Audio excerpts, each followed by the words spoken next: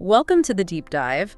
Today we're looking at something really key for that next career step, handling common interview questions. Yeah, absolutely. You shared a great guide covering 5 questions you hear a lot, and, well, our mission today is to dig into why they're asked and how to, really make those answers count. Exactly. It's about getting inside the interviewer's head just a bit. These aren't just random questions. They're actually designed to find out specific things about you professionally. Right. So the 5 from your guide we're unpacking are, tell me about yourself. Then why do you build this job? What are your strengths? What's your weakness? And where do you see yourself in 5 years? Pretty standard stuff on the surface. Okay, let's jump in with that opener. Tell me about yourself. Your guide points towards your origin story in the fields, genuine interest, relevant work, and what you're aiming for now. Conciseness and relevance seem key, but what's really behind that question? Well, it's interesting because it's your first real shot at framing your story. They're looking at how you communicate, how you pick out what's important. And crucially, how your background connects to this specific opportunity right now. It's not your life story. It's the professional narrative that brought you here. That makes total sense, sort of drawing that line straight to the interview chair. Okay, next. Why do you want this job?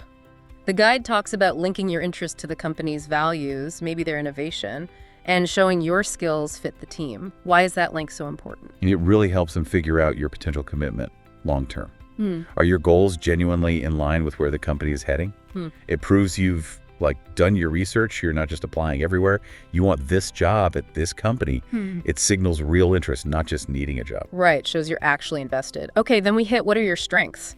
Your guide mentions things like being a quick learner, organized, good communicator. They sound good, but, well, doesn't everyone say that? Yeah, that's the challenge, isn't it? Just listing them sounds generic. Yeah. What makes it stick is the proof, the examples. Talk about a time you learned something fast and it helped a project, or how being organized made a difference. You need those little stories, concrete evidence. Absolutely. Show, don't just tell. Yeah. Got it. Now, the one people often dread, what is your weakness? Your guide had a good example saying yes too much, but then learning time management.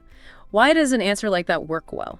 What works there is, well, first, the self-awareness, and then showing you've grown. Look, everyone has weaknesses. Sure. Pointing out a real one, explaining how you noticed it and what you actively did about it, that shows maturity, shows you learned. It turns it positive, really. Definitely. Shows you think about yourself and take action.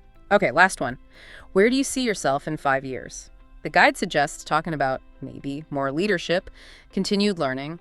What are they trying to get at with that future question? I think they're gauging your ambition, basically. And does your idea of growth fit with what might be possible at the company? Wanting to grow, take on more responsibility. It suggests you're thinking bigger than just this initial role. Show some long-term perspective. So putting it all together, these questions are like puzzle pieces. The interviewer's trying to build a picture of you.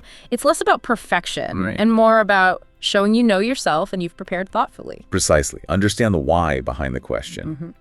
Then give answers that are real, relevant, and, like we said, backed up with some kind of evidence or example. Authenticity matters. So a final thought for you listening.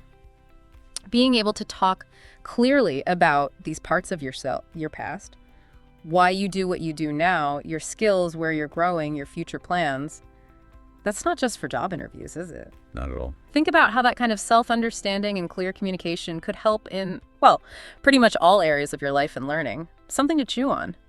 Thanks for taking this deep dive with us.